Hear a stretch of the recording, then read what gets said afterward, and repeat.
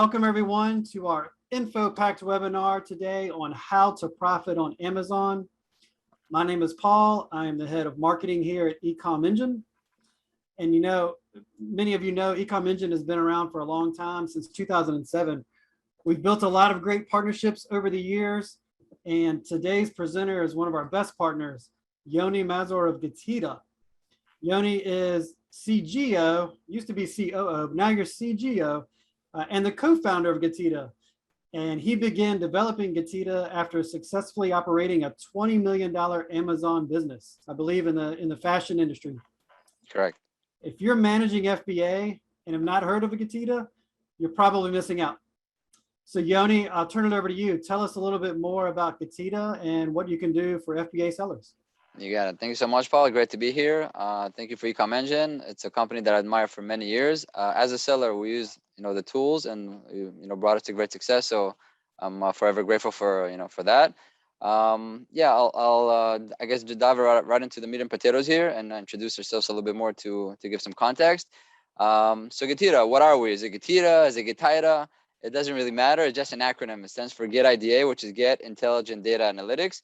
Essentially, we're a technology company, and our claim to fame is our ability to help Amazon FBA sellers get the maximum FBA reimbursements that they're eligible to receive. And we kind of believe in maximum recovery and making sure that it's tailored to simplicity, to make it very simple for the sellers. We consider ourselves a global leader in Amazon FBA auditing and reimbursements for the simple fact that we operate on a global level. So whether you're selling the US, Canada, Mexico, UK, Germany, etc., we got you covered. We are an award-winning company. We won the Gold Award from the American Business Awards for our dashboard technology. We do have a dedicated team of specialists. A big part of them are former Amazon employees who used to work in the FBA reimbursements department. So we know what we're looking for, how to present the issues, how to manage all the back and forth, and of course, stay compliant throughout every step of the way. We actually track and monitor our recovery rate, which is over 70%, which means for every 10 cases that we're going to open on your behalf, more than 7 cases will usually get reimbursed and paid. We like to make our solutions affordable for all sellers of all sizes at any stage because it's free to join GETIDA and it's free to stay. We only charge a fee from successful recoveries that we get for you. We charge a 25% fee. So let's say, for example, we got you $100 back you never had access to before. So effectively, it's money back from the dead. We charge you $25, 25%. So in 1 month, we charge you $25. Next month, we got you $0. You pay $0. So free to join, free to stay. We only charge a fee from the recovery. So whether you just started or you're doing hundreds of millions of dollars in FBA, we can, it's affordable to beginning work with us. Where you can find us, of course, online at GETIDA.com and, of course, eComEngine.com. But you can also find us on the Amazon App Store, which means we're an authorized solution provided by the platform. And we have a double commitment. We have a commitment to you, the seller, but also to Amazon to make sure that we're terms of service compliant, the data security, private policy. Same thing goes for eComEngine. And also you can find us on the Amazon SPN, the Solution Provider Network. And that's enough about us. Let's talk about what's going on. Paul, you got any questions about that? Well, yeah, Yoni, I wanted to reiterate about the App Store. Thank you for pointing that out. If any seller out there is using software not in the App Store, it's definitely a risky move. To Yoni's point, Amazon vets all of the apps that are in the App Store. They ensure proper security protocols are followed and certain standards that have to be in place. So please make sure, if you're not using us and you're using someone else, which a lot of people do, just make sure you're using someone that's been vetted by Amazon and is in the actual App Store. Yeah, I just want to add to that, if I may, just so you guys know, Amazon has allocated about $14 billion to the App Store to build it up and vet the solution providers. So we go through rigorous, vetting, I guess, experience to make sure that we're really compliant. Effectively, it makes us like Amazon sellers. So, and you all know what it's like to sell on Amazon and how strict Amazon is with all the rules, which is great. But we're like Amazon sellers, but on the solution providing side. That's all it is, just to give some more context there. Yep. So I'll cover the agenda for everybody really quickly. Here's some of the main points. There's a lot in this presentation. So Yoni's going to talk about some Amazon fees, a lot of the updates that have happened this year, and how you can avoid and/or reduce the Amazon fees that are new or existing. How FBA audits can impact your bottom line. And you're all here, right? Because you want to grow your bottom line. That's what profit is.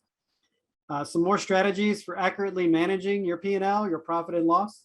How to recover value with FBA Liquidations, which is a new program as well. And some best practices for optimizing inventory and maximizing your profitability in Q4. And also just a real quick reminder, as you notice, Yoni is a fast talker. So you need to pay attention. I used to think I was fast until I met Yoni.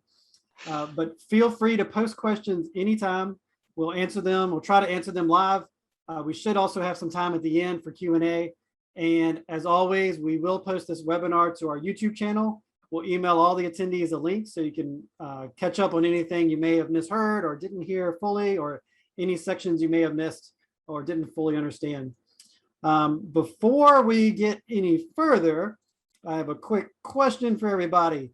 So before we get into the meat and potatoes, as Yoni likes to say, we want to know a little bit more about our audience. So on your screen is a real quick 1-question poll, literally like 1 or 2 clicks here to get this done. Are you a reseller or a private label brand? So we try to provide you this free information. This is your payment. We just want to know more about you. So if you could please answer that poll, help us out a little bit. Yoni, any guesswork on what percentage of people are both reseller and private label? That's a tough one. I'm not a gambler by nature. Just want to add to that is that actually will really help me a lot to know what most of you guys are, so I can actually fine tune the message to you to make it more relevant to you. So that will help me a lot, and I will appreciate it. I don't know. I'm still 50-50. I don't know, just to keep it neutral like Switzerland or something. So I don't know. All right. Well, look, you guys are awesome. 100% of people answered this poll. So what we have is right now we have, let me end this and get it out in front of you. Most are private seller. So you should be able to see this now. So reseller 16%, private label 46%, both 20%. 20% of our audience are both resellers and private label sellers. And then we have 18% as other. So thank you everyone for filling that out. Yoni, does that help you? Yeah, it helps a lot. So you see, it's it's heavily centered on private label because there's a crisscross on 20% plus 46%. So it's fair to say that 66% are involved with private labeling. So that helps a lot. But of course, the reselling is on the 36%. It's okay. It's actually, I think it's a very good indicator to what's happening in the market right now. I think Amazon is at a point where 60-70% of the sales are already private label. All the rest are kind of more on the reselling side. So the paradigm has shifted over the years. It used to be kind of the complete opposite. It was like 90+% reselling with a little bit of private label. And over the years, creating a brand became such a phenomenon, a successful phenomenon. And now with the advent of all the aggregators buying these brands, it's a whole revolution out there. So yeah, it follows the trend. So it's good. Awesome. Thanks again, everyone. And Yoni's going to start off here with the with some latest announcements. So Yoni, take it away. You got it. Thanks a lot. Okay, guys. So yeah, a few fresh announcements from the marketplace, just to give you alignment of what's going on. Hopefully, you'll find it useful.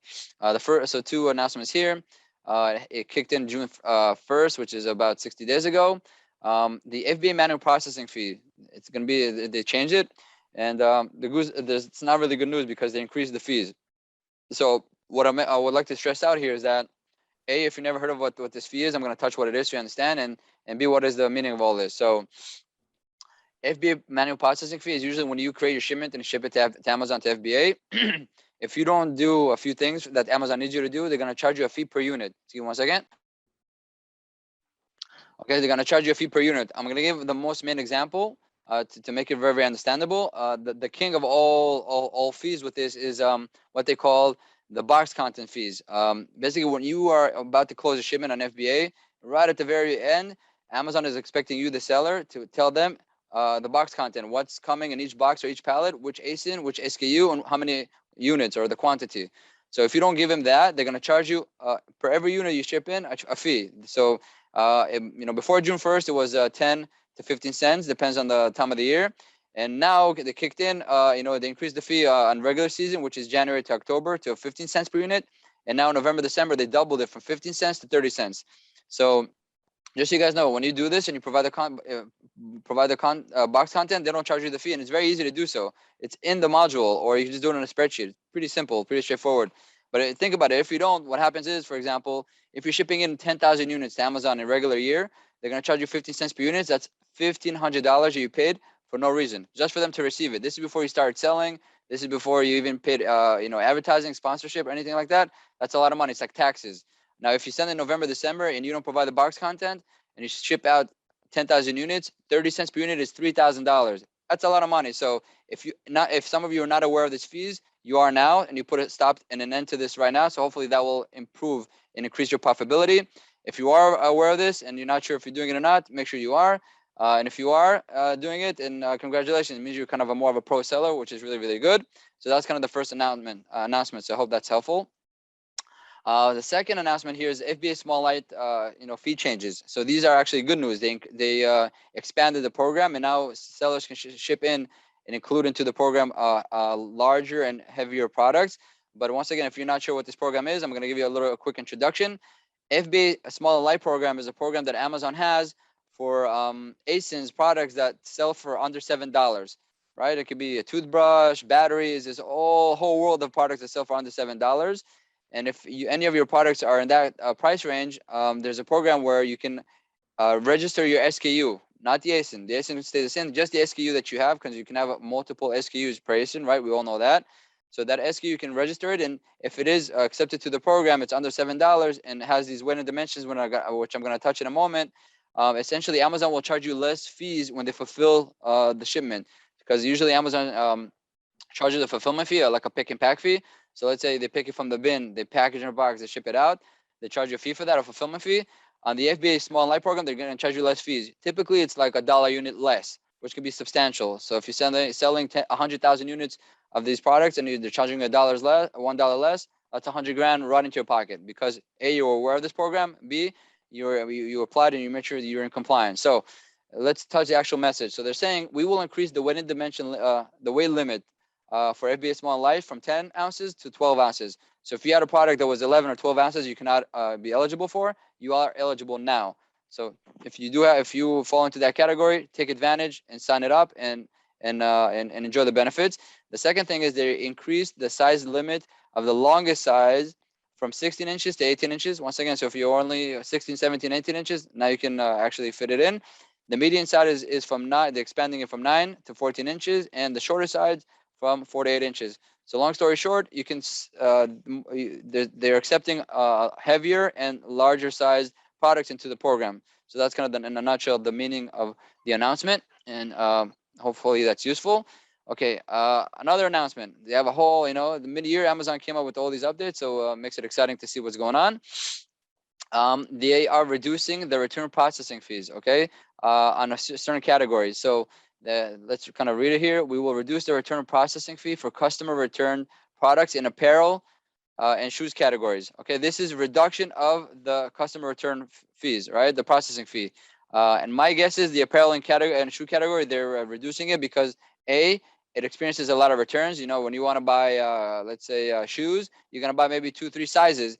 You're going to try it out, whatever size fits, you're going to keep. All the rest you're going to send back. So these categories suffer from a high return rate. So they're reducing the fee. So congratulations for you guys. That's good. Secondly, on some more categories, actually eliminating the fee completely. So you see, we will eliminate the return processing fee, which means completely no fee at all for customer return products and watches, jewelry, luggage, handbags, and sunglasses.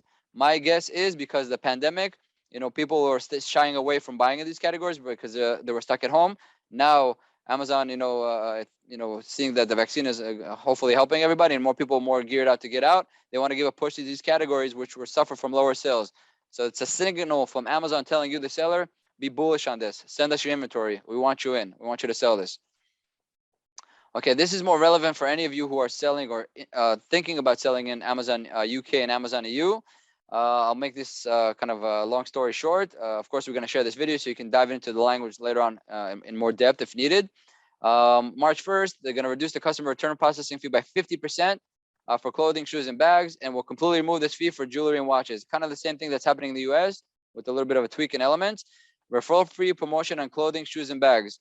This is kind of unique. I hope you can bear with me on the breakdown. The current referral fee program reduces the referral fee from 15% to 7%. I'm keeping it simple numbers. I don't want to touch the breakdown of the 0.3 or 0.14. But anyways, on the portion of total sales price greater than 45 euros in the EU or 40 pounds in the UK for clothing, shoes, and bags sold through FBA or SFP, self-fulfilled prime. So long story short, if you are in the UK and you're selling clothing and shoes and bags, if you sell from a certain price point above that price point, you're going to get a discount. So for example, let's take Europe, for example. If you're going to sell your product for 50 euros, they're going to charge you 15% for the 45 euros. And for that extra 5 euros, they're only going to charge you 7%. Okay. Same thing kind of goes for UK. If you're selling it for 40 pounds, now you want to sell for 45 pounds. For the first 40 pounds, you'll pay 15%. For that extra 5 pounds, you're only going to pay 7%. So that's great news, guys, because the best way to make more money is not paying it all in fees. All right. It's saving it in fees. So this is great news. Be more bullish. Again, this is a signal for Amazon, from Amazon into Europe and the UK. Sellers, be bullish on shoes and bags. We want it clothing, shoes and bags. We want you to, reinvigorate the market after COVID.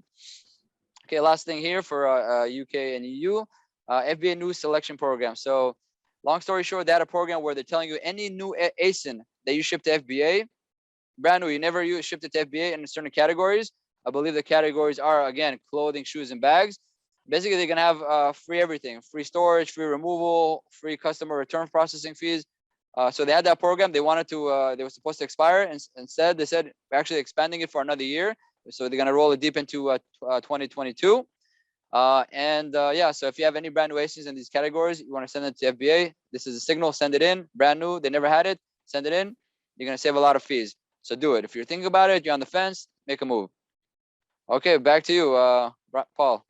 Yeah, one other announcement. Now, this isn't directly related to fees, but it kind of can be tangibly related to fees, or tangentially related to fees. But I wanted to bring this up. I'm not going to go into the details of restock limits, since that's not what this webinar is really about. But it was an announcement that happened this year about restock limits by storage type. And we've had so many sellers complain and just have anguish over the changes that have been going on since the pandemic started, with FBA shipments and restocking and yada, yada, yada. So just wanted to bring up some quick pointers here, since we said we would, about this leading up to this webinar. One pointer is increasing the frequency of shipments. Another one is decreasing your shipping times, using FBA liquidations, which Yoni is going to get into later. That's a new program as well that could be great for low profit products. And then cleaning up your unused shipments. So if you've set up shipments that you're, inbound shipments, but you're not going to actually ever send them in, you need to delete those, because they go into your utilization ratio and affect your score. We recently had a webinar with another great partner of ours, Shar Anderson, and she said to view Amazon as a river, no pun intended, but picture and treat it as needing a continuous flow, not a huge, shipment, but more smaller, more frequent shipments more often can help with these restock limits. We have a great article about restock limits, which is in the chat right now. So feel free to read that and get more details there. And Yoni, there's also been some chatter around multi-channel fulfillment helping out with restock limits. What's your take there? Right. So we heard from the community that sellers who are involved with multi-channel fulfillment were able to kind of put a little crack in the wall of these limitations. So if you're involved, right, because some of you are resellers and most of you are private label sellers, and you're involved in selling in other channels, and you're using Amazon to fulfill your orders to your Shopify orders, eBay orders, Magento, whatever you are, just reach out to Amazon, open a case and say, hey, I'm a multi-channel fulfillment seller. They call it MCF, they dub it. And tell them I would like to, I need more space. I would like you to increase my my space limitation. And they look at it, they consider it, and boom, voila. So if you're already involved with the program, try it out. If you're not, maybe you can try to gear yourself into the program. For example, small little nugget or tip: if you only sell on Amazon, you want to expand into eBay right away, you can use a tool called Joe Lister. I'm not involved with them, but I know about it. I know it works pretty well. With a few clicks, you'll be able to list all your Amazon products and list it on eBay fairly quickly. So boom, you're live on eBay. But not only that, once the orders come in, it will automate all the transaction where Amazon will ship the order to the consumers, and then we'll update all the tracking. It's all good to go. So if you set it all up and you reach out to Amazon, say, hey, I want to start selling MCF, multi-channel fulfillment, and utilize Amazon for MCF, please, expand my limits. You also have a good chance for them to look in and say, okay, here's an expansion. So that's what we're hearing so far. I hope this little nugget kind of helps out. Awesome. Thanks, Yoni. You got it. Okay, so we march forward on this. Let's go. Okay. All right, guys. So here I want to touch kind of an overview, a quick overview for any of you that I know this might be new to them, or just kind of realign what's going on here. So when you audit your Amazon account for FBA discrepancies, okay, this is a quick overview. There's just to simplify, there's a kind of few main types. I'm gonna break down each one. The first one is FBA inbound shipments. Okay, you have 9 months to reconcile it. On a side note, if you sell in the UK or Europe, you have 6 months. Okay, just so you guys know that. And what does this all mean? Simple example, you ship 1,000 units to Amazon. Amazon, instead of receiving 1,000 units, they receive only 990 units. So 10 units are missing. You have 9 months to reconcile it. After 9 months, if you did not reconcile, your eligibility to get paid for any discrepancy is gone.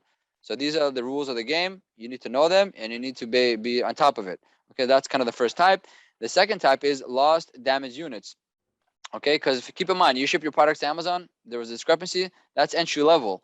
Once your units, your inventory is inside Amazon's fulfillment center or centers in plural, that's when your units can get lost or damaged, right? Inside the center. That's where we need to kind of, I'm going to dive into the logic of how to deal with this. But also keep in mind that your inventory can get also lost or damaged when they transition your products from, let's say, Virginia, where my friend Paul is located right now, all the way to Indiana, where Becky is located. If they do that, some of the units or inventory can get lost or damaged. So you got 18 months to reconcile that. That's a year and a half. Don't be sloppy. It's a year and a half. You should be able to reconcile it. Same thing goes for FBA customer refunds. Small example: somebody purchased your item on Amazon via FBA, and they want to get a refund. Amazon automatically refunded them, and now they need to send back your unit, your inventory back to Amazon, and they forgot. They forgot, or they didn't forget. They shipped it out, but they carry lost it for whatever reason. Your inventory unit never got received back into your in-stock inventory on FBA. That's a discrepancy you got to reconcile, and you got 18 months to do so. Okay, so basically FBA customer refund issues, you got 18 months to reconcile. FBA removal orders, okay, you got 18 months. For example, if you shipped Amazon this phone cover, and instead of getting back this phone cover, you got this Dixie cup. Okay, so you got completely the wrong item. You're eligible to get a reimbursement. Okay, a refund for that. You got 18 months to reconcile that. And the last component here is weight and dimension fees discrepancies. This goes back to the pick and pack fees. When Amazon picks your unit from the bin, they package it in a box to ship it out. They charge you a fee for that, pick and pack fee.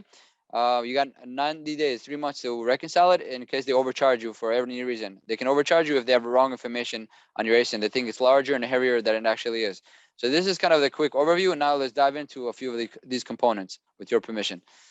Okay, the first example here, you go to Sell Essential, you go to your shipment log, and you kind of find, it's a little small here, but you find the discrepancy. All you gotta do is click on the blue area on the left. It's gonna open another page, and this area number 2 here.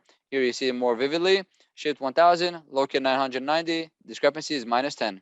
All you gotta do, pretty simple, guys. There's a drop down menu, click on missing, please research, and then submit the case, and then it's gonna show submitted, and you're gonna have a case ID. If you never heard of this before, never done this before, this is all shocking news to you, kind of stop everything you're doing now or right after this event, go and reconcile all your shipments, go back in 9 months and do it. This is money in the bag. Of course, this is too much for you, too complicated. You don't know where to begin. There's solutions out there that can help with this. It happens to be the GETIDA. We're one of them. We'll be happy to help you if needed. But this is really basic stuff that you got to know if you sell an FBA, and it's crucial because it's your money. Okay, so your money should be back in your pocket, so you're able to reinvest it in the business and continue flourishing and growing. Okay, so this is kind of the first type. You got 9 months on this, guys. Second type, okay, reconcile all FBA loss and damage. Now, I'm not going to jump into the actual Excel files and all the mechanics of filtering. I'm just going to explain the logic for you guys. Okay, so keep in mind, once your inventory is inside Amazon's fulfillment centers, inside things can get lost or damaged. So Amazon tells you, okay, it tells you a few things actually. First of all, Amazon will automatically reimburse you for anything that got lost and damaged that their system finds, which is all good. They do a fair job. And then they tell you, if you look closer to the terms of service, after 30 days, okay, if we fail to recover you or pay you for anything, you need to audit us, check us, and of course, if we're eligible, we'll pay you a reimbursement. But they tell you before you submit a claim, here are the rules. This is what you got to do. This is how you audit Amazon. So let's touch the elements.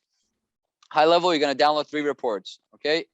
FBA inventory adjustment report, manage FBA inventory report, and reimbursement report. Where you can, if you're wondering where you can find this, you go to Sell Essential, reports, fulfillment. On the left-hand side, you're going to see all these options. So click it and download it. And make sure when you download all these reports, go back 18 months, guys. Okay, 18 months. Now, I'm just going to explain the logic. You're going to have to do all the magic on Excel by yourself. Okay, so on the first report, the inventory adjustment report, you download it. And you basically, there's codes, and you got to look for the codes that signal a unit that got lost or damaged. So that's the first filtering. It's like a distillery. You got to make 21-year-old whiskey and up, right? So you got to keep distilling and distilling. So that's what we're doing. That's the first filter. Then they tell you on this other report, grab the data and see if that lost or damaged unit got found, meaning discovered, or replaced. So if it is, you have no issue. But if it's still, you found that this unit never got basically found or restored, then you download the other report. You go to the reimbursement report and you got to check if they already paid you for it. If they paid you for it, no harm done, you're good to go. If your unit, for example, got lost, never got found, and never got paid, you're eligible. That's what I tell you. Before you submit a claim, do all this auditing, all this filtering, all this distillery.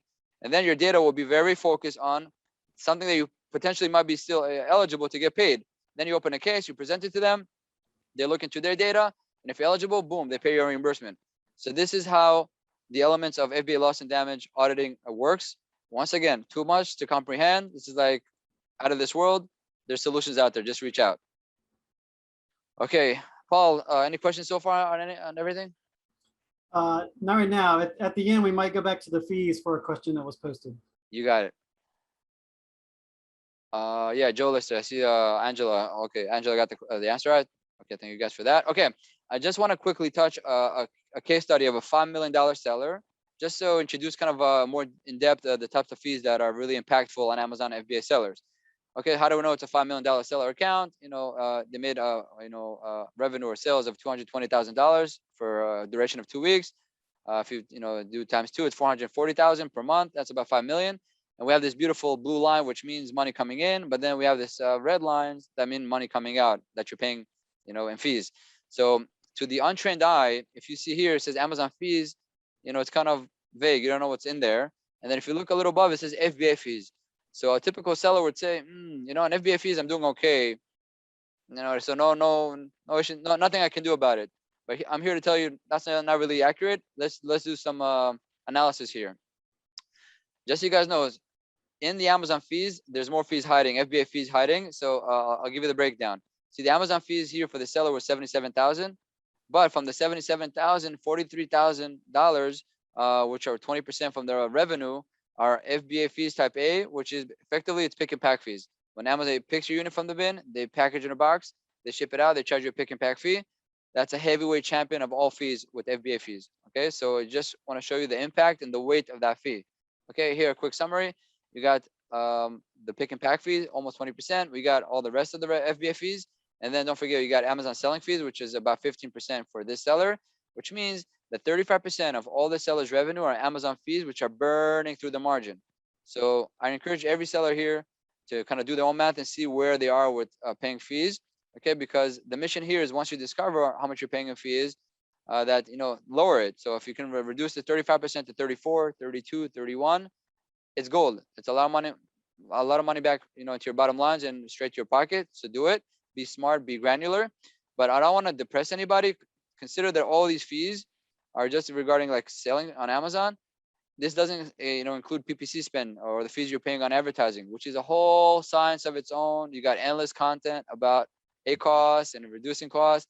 So I just want you guys to understand the same way you have in advertising all these cost structures that everybody's trying to beat and eliminate or reduce. Same thing goes for FBA, and this is that presentation that gives you that awakening. On FBA, yeah, there's ways to reduce the costs and fees. How do you do it? By recognizing what they are, which one's the most significant one, which we just did. And now we're going to focus quickly on a simple strategy to handle it or deal with it, right? Now that we discovered that the pick and pack fees are the most influential ones and most impactful ones, and we know that the price you pay for pick and pack is based on winning dimensions. So the larger and heavier Amazon thinks your products are, the more you're going to pay in fees. So simple strategies, right? So let's give an example. One seller might be sending an inflated ball, which might be 30 inches, right, in dimension, while another seller is sending it deflated, like this nice gentleman here that's squeezing the ball. So maybe this ball is 30 inches, this ball is like 5 inches. The difference could be on this one, you're going to pay $10 per unit when Amazon picks and packs it and ships it out. And in this one, you pay only $3. So it could be a $7 difference. You sold 1,000 units, $7,000, boom. So all it means is that try to, your products on FBA, package them smaller, as lighter and smarter as possible. Same thing goes for a pair of jeans. If you're selling a pair of jeans, don't send it loose. If it's going to be loose, it's going to be 60, 70 inches. They're going to charge you an arm and a leg. If you roll it up and put in a shrink, wrap, it's going to be the minimal dimension. Boom, you're going to pay the least fees. So I encourage every seller here to do, their own mathematics to see where they are with weighted dimensions and the tiers. And if you're any borderline, try to go to your factory or whoever you source your products from and reduce it. There's creative ways, and of course, if you're the manufacturer, you're the brand, you can design the whole thing. I want you to keep in mind that selling online and selling in brick and mortar is completely different. When you sell in brick and mortar, as a brand, you want large and beautiful packaging, which is heavy. Why? Because you're fighting for shelf space, right? That's where you go to a supermarket, you see these beautiful potato chips bags. They're shiny. They're kind of arm wrestling or elbowing the other potato chips, and most of them have air in them, right? There's air. Why? You ever think why? Because they're fighting for the shelf size. They want to be noticeable. So it projects and screams out to you as a consumer, hold me, touch me, look at me, put me in the cart and buy me. That is the psychology of brick and mortar, right? And also the packaging helps to sell. That's what we want to have. Oh, low fat, this and that, all these things to help us sell. When you sell online, it's different ball game.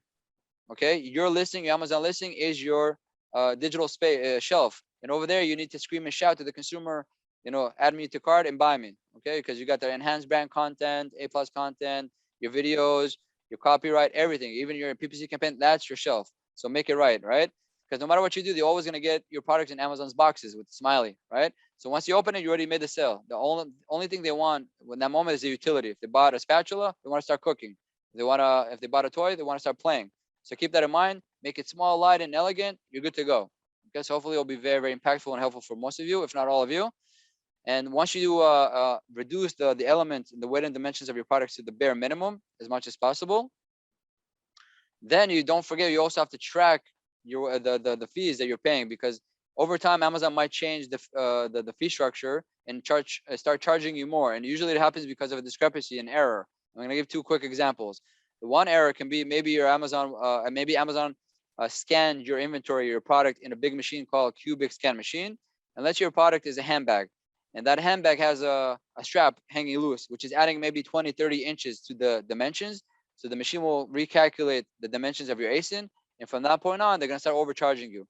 So you need to track your package, the weight and dimensions, even after you already did everything you can do on the product level itself to ship it in. And the second example I'll give, it's more militant, where you're being attacked. So we've seen an example in the past where a competitor attacks you. How do we do it? You and I sell, we saw the soccer ball earlier, right? I sell my ball, you sell your ball. If I want to hurt you as a seller, all I can do is take your ASIN, list it on my Sell Essential account. I never actually sell the product, but only thing I do is after I added it to my inventory, I change the weight and dimensions, I inflate it. So I tell Amazon, instead of 10 inches, it's 100 inches. Instead of 1 pound, it's 100 pounds. From that point on, Amazon recalculates, and boom, that other seller, that ASIN, starts to get overcharged. So prudent sellers are aware of the name of the game, and they actually track and monitor the weight and dimensions. And don't forget, you got 90 days to get a recovery if you got overcharged. So let's say Amazon overcharged you 10 grand, you got 90 days to recover that. If they charge you, for example, 10 grand for the whole year, and the past 30 days only charge you 7 grand, that's what you're gonna get back. The other 3 grand, you're never gonna see it. So prudent seller does every 90 days a weight and dimension audit on their account. Once again, too much for you, reach out. There's solutions. We're also able to help. Okay, guys, here's a kind of a package of tools for you. Free tools for Amazon sellers. You can just visit getida.com/ebook, and you're gonna get a package of 3 things. The first thing is an ebook about how to read an Amazon income statement. I recommend that you read it and you send it to your bookkeeper or your accountant, because when Amazon pays you a deposit, they don't really tell you what's going on. So this book dives into the breakdown of all the fees and elements and the cost structures. And the second thing in the package is, after we worked on all the cost structures of the marketplace level, which is Amazon, this is a profit and loss template for your business. Okay, so basically, you can put everything under the sun: your payroll, your taxes, the parking tickets if you live in New York City area. All these things, you can add it to the profit and loss and really see if you're making a profit or not. Okay, and the third thing in the package is the tracker, the weight and dimension tracker that we discussed a moment ago. You can put all your ASINs there, all that information, download the data from Amazon and match it. And if you see a discrepancy which is not in your favor, you'll be able to take action as soon as possible. So hopefully that's helpful for you guys. And I got this one with Paul. He's gonna elaborate on. Yeah, thanks, Yoni. I just want to let everyone know, we have a lot more content to go. We are not close to wrapping up here. And also, I do not like low-fat potato chips. So if I see that on the bag, yeah, no, I'm going somewhere else. I need like the kettle cooked, the fattiest potato chip there is for me. Oh yeah. I'm with you, but I stay away from it like fire. It's like one of my weaknesses. It's like kryptonite. You know, I love it, but it kills me. So Oh yeah, eat the whole bag. yeah, yeah, it's Yeah. crazy. Yeah. So Yeah. Yoni, you mentioned tracking profit and loss, which to me is like business 101, right? But I'm amazed at how many FBA sellers I hear about that don't do it, and they're just flying by the seat of their pants. Since a lot of this audience, you're used to our tools, you know what we do. A lot of you know that Restock Pro tells you what to restock and when, so you can forecast accurately, get alerts, etc. But I also wanted to mention that we have a great SKU profitability report in Restock Pro. Our users love it; they use it all the time. You can see here a bullet point list of all the things it gives you. The most important though is just knowing your profit by SKU, because you're putting your costs into Restock Pro. That's something you can get out of Restock Pro, and you can take that and make decisions with it. Do you need to liquidate? Do you need to stock more of it? If you have restock limits, you can decide, well, maybe some SKUs are not as profitable as others. It's a great tool, shameless plug for that tool, but our users love it, and a lot of people don't even know about it. We have a great article on how to quickly determine your profitability in FBA SKUs that was just posted in the chat by Colleen. And then I'll switch it back over to you, to Yoni, and I think you're going to get into what you can do with SKUs that are not very profitable in a few minutes. Yep. Thank you for that. I just want to go back to the Reconcile Pro element. I love that. The fact that you can go on the micro level per SKU and have, data visibility on what the hell's going on, you can make better decisions. Educated decisions are key for this marketplace, because if you're not doing educated decisions because you're not aware of all the components and data, it's really easy to kind of fail, right? So data and knowledge and power is power in this industry. So embrace it as much as you can and grow from it. It really doesn't fail. So thank you for that. All right, so here's kind of another opportunity for you guys to consider making more profit, or at least recovering costs. So this option is called, I call it inspect, returns, and removals. So just kind of basic stuff here. On FBA, your ASIN can have two statuses: sellable or unsellable. When it's unsellable, it's usually because it's unfulfillable, and then you have a few options to take. You can consider taking. It used to be two options, by the way, but now it's three options because fresh from the oven, there's a new option. I'm going to touch in a moment, but I'm going to start with the first two. The first option is dispose, get rid of it, bye-bye. I don't want to hear from it. The second option is to do a removal order and basically handle it and do something about it. So this is the example I want to dive into. I'm going to give a mathematical example. So, to do a little analysis to see if financially it makes sense for this type of seller to do a removal order and handle all the issues. I recommend each and every one of you kind of open Excel sheet. You all have different cost structures. So you do your own mathematics. And if the data suggests you should do a removal order, you do a removal order and take care of it. If it suggests you shouldn't because it's not going to be lucrative, okay, keep disposing it. Or there's a third option we're going to touch in a moment. So here I want to touch the example that we have available for you. So we have a seller that their unit per cost, the cost per unit or to source it is about $2. And then to do a removal order, it costs 50 cents per unit, right? To do an FBA removal order. Inspecting it adds another $2, okay? Because somebody's gonna open the box. It's labor costs. Open the box, inspect it. Is it good? Is it not good? Just our data suggests, GETIDA's data, that 70+% of all the unfulfillable inventory on FBA is perfectly fine, is in mint condition. So pay the $2 to inspect it. If it's good to go back to the market, basically you resell it. You send it back to the market. So again, you're paying for labor. They're gonna relabel it. Pay for the carrier, for the transportation, which adds another $2. So now you'll see that the price spiked, right? It increased from $2 originally to $6.50, more than 3 times, right? More than 3 times you multiply the cost of your product. But let's see what happens when you put it back to the market in this specific example. You send it back to Amazon and you sell for $19.99, about $20. Amazon fees, selling fees, FBA fees, everything included, it's about 32%. So your net proceeds is about $13.60. So let's take $13.60 minus your new cost structure, which is $6.50. You are left after all fees and everything with more than $7, $7.09. So mathematically speaking, for this SKU, for this example, it's worth it for the seller to do a removal order and handle with all the headaches, because not only that they're going to get the $6.50 back that they invested, they're actually going to make more than 100% profit, ROI, return on investment. I'm going to ask you, Paul, if you take $1, right? How fast can you make that dollar into $2 in the stock market? Not so simple, right? But here you're going to probably make it within a few weeks, maybe a few months. So mathematically speaking, this is a firm yes on handling with all the headaches of removals. So I suggest anybody here do the mathematics. If it makes sense, do it. If it's not, that's fine. Question before I jump into the new feature? No questions, but it would take a long time. Yeah, yeah, that's true. I'm still working on it myself. Anyways, okay, guys. So here's kind of the new announcement here, fresh from the oven, July 7th, not even 30 days old. FBA liquidations. So effectively, now they introduced another option if you have unfulfillable, unsellable inventory on FBA, or even if you have a sellable, but you just overstock and you would just want to get rid of it, but you want to dispose, you want to make some money out of it. Basically, FBA liquidations, what they're going to do is they send it to, to your inventory to accredited wholesale liquidators. Okay, Amazon sells it to all these, wholesalers and liquidators, and they tell you here that you will typically recover about 5 to 10% of an item's average selling price. So simple example, if your selling price is $4, you might make $2 to $4 from this liquidation event instead of just disposing it and getting, actually not gonna get zero, you're actually gonna pay 50 cents. To dispose it, Amazon actually charges you a fee, just so you guys know. So instead of paying fees to throw your garbage, your products to the garbage, you have an opportunity to get paid a little bit. And what's also interesting here is that it also includes expired inventory. So if you're selling cosmetics, snacks, and you have expiration date, you can also liquidate it the same way because, up to now, you probably didn't do a removal order. You probably dispose it. Now they're telling you, oh, there's an option for you to, liquidate and make some money out of it. So this is all fresh, all new. I recommend you guys to try it out. And if you can stay in touch with us after this event and after you had some experience, we'll love to get your feedback and see where this is going. This is legit.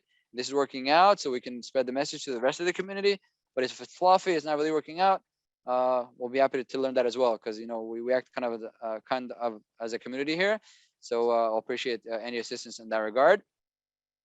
And here's a kind of a booster regarding refunds. Okay, high level recap and some more data to consider.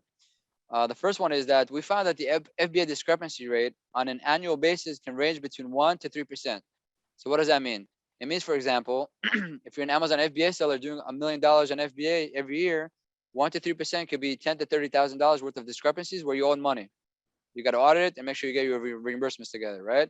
Another way to look at it is for every 100 units you ship to FBA, between 1 to 3 units will experience an issue throughout the life cycle of the inventory with Amazon's fulfillment centers. Once again, the inventory gets lost, damaged, destroyed, disappear, or get overcharged with fees. That we all kind of covered that early on during the presentation. As we discussed, for most issues, you have up to 18 months, so do not miss out.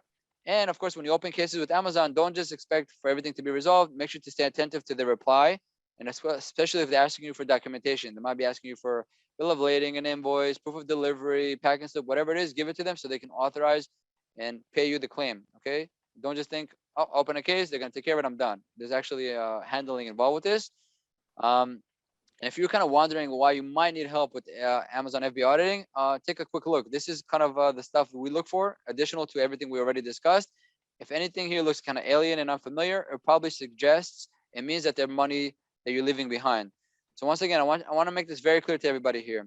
With GETIDA, it doesn't have to be you or us doing your auditing and helping you. It's actually a partnership, meaning we encourage you, the seller, to do the maximum you can do to audit and get all the reimbursements that you're eligible and you're able to get with your own team. Do it. Get everything you can get.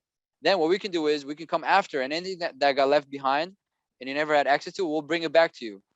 Right? So we're working together basically to cover up for your current setup with your team. Okay, so it's a partnership. We can customize the experience. So because we're customizable. So and it makes a lot of sense because we're only going to charge you a fee if we're successful.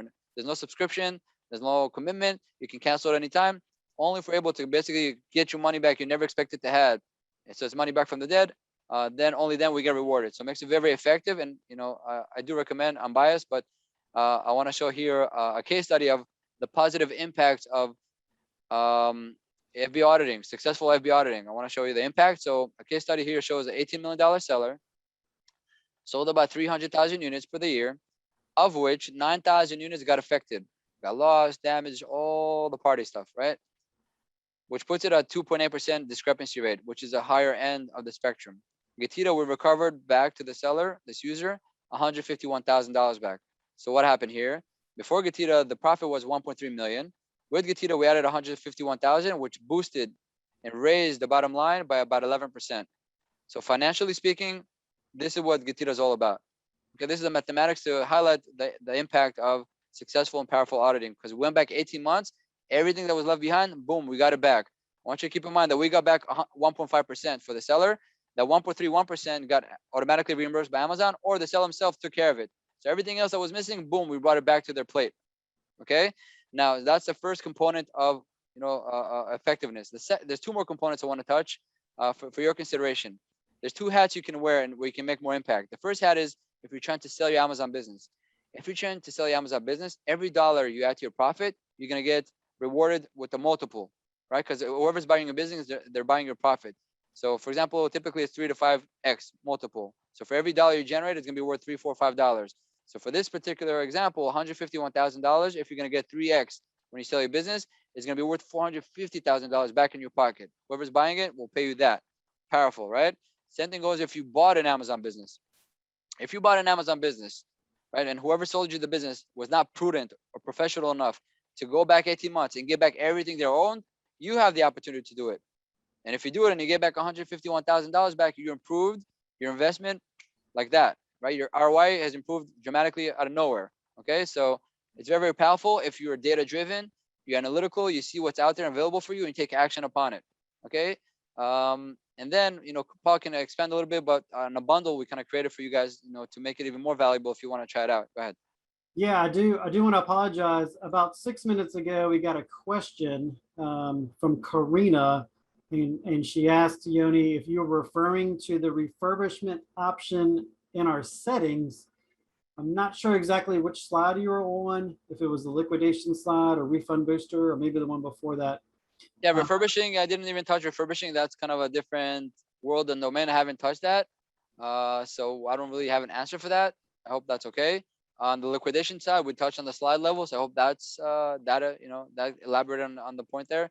But feel free to put on the chat if you meant specifically refurbishing or liquidation, so we can kind of figure it out. Yep, thank you.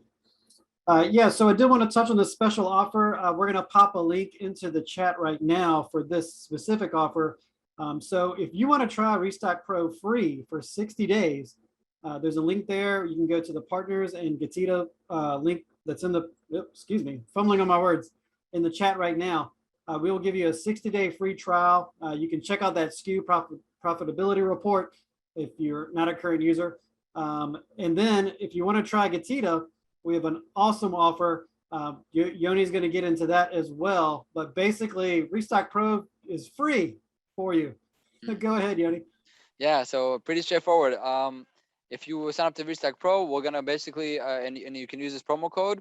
We're gonna get you $500 for free in free reimbursements. So no matter what, it might take us a day, might take us a year to get you $500 back in FBA reimbursements, but that's a guarantee. You're gonna have $500 more in your pocket, and hopefully that's gonna cover above and beyond what you're paying with Restock Pro and all the value that you're gonna get there.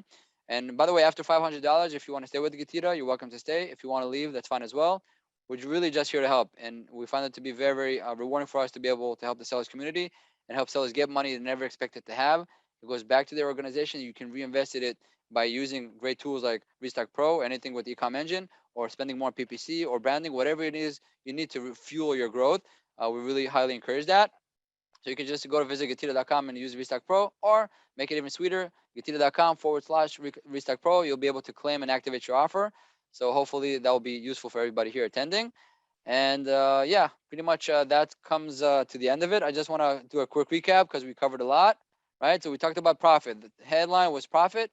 We touched FBA auditing. We touched what you can do with removals or with liquidation, with what you can do with data, how you can improve your profitability because you're focused on data with the Restock Pro tool. We touched all the announcements of the fee structures and changes and the marketplace. So hopefully you found that also helpful. So, and we provided free tools to check on the SKU level how much you're doing in profit, but also on the business level. We got the profit and loss template. So put it all together. We hope that was useful, helpful. Anything you pick up on it and you succeed later on, it will be our delight to be of that assistance. And Paul, take it away. Thanks, Yoni. And Karina did follow up with another question or a similar question, or tried to give us some clarity. She said there's an option in her settings on Amazon where we can enable or disable refurbishment by Amazon.